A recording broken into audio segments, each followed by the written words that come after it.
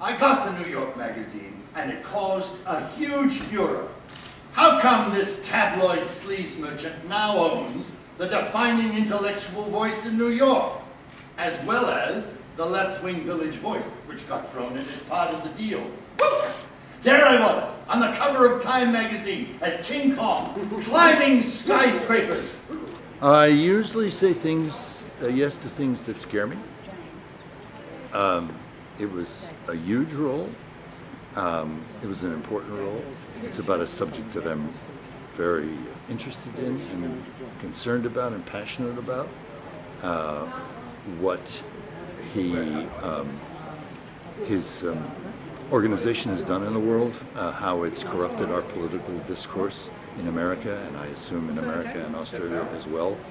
That you know, everybody has a right to sell whatever they want to sell.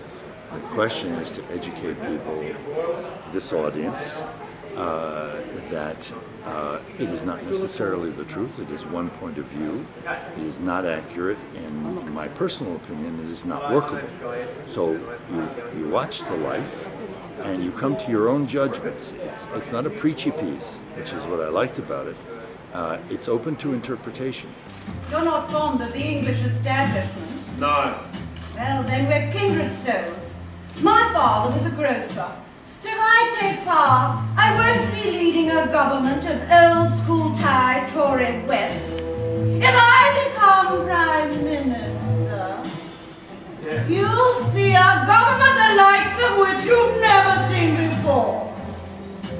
As a director, do you kind of have to have a respect, or at least a fascination with the figure of Rupert Murdoch to tell his story? I think I have a healthy respect for the scale of his achievement, and a real desire and ambition of my own, if you like, to find a way to represent that for an audience so that they can consider his works better. So I do think, if I didn't find it intensely interesting, the project of how to represent the life of someone that's so huge in the scheme of the world, then I wouldn't do it. So I think that's where the respect comes from. And, you know, what he's achieved, regardless of your politics, scale-wise in the scheme of the world, to go from, you know, not an underprivileged guy in Melbourne, no, like his family background was pretty strong, but even so, to go from one newspaper to being the largest media magnet on the planet is quite an extraordinary tale. The print unions are destroying Fleet Street. They must be crushed. Oh, they will be. But the miners must be crushed first!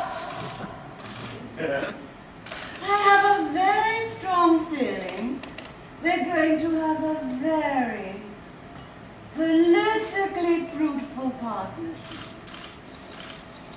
She was electrifying. I felt totally in love, politically. The first thing I do every morning now is read the newspaper, dreading him doing something of significance enough to warrant a rewrite. Because at this point in the new play, you know, there's not a lot of rehearsal time left to make those changes. So if a little thing happens, sure, we incorporate it. If a big thing happens, I just cross my fingers that David Williamson doesn't come back to me with, you know, draft 59 saying we have to put this in. And obviously that's part of the job of a new play is to put in the new events. But things have happened in the course of the year, and even just looking at the article in the Herald the other day about the shareholder revolt, I was like, oh, what does that mean for the play? What does that mean for the way people are thinking about him? I'm very conscious of that. I'd like him to stay alive because I really don't want to rewrite the ending that much.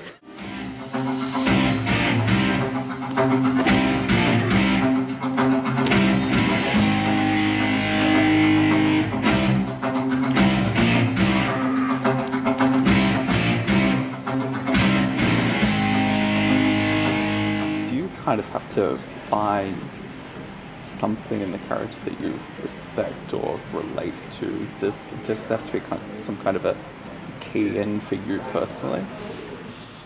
Yeah, I do. I do. It's called chutzpah, and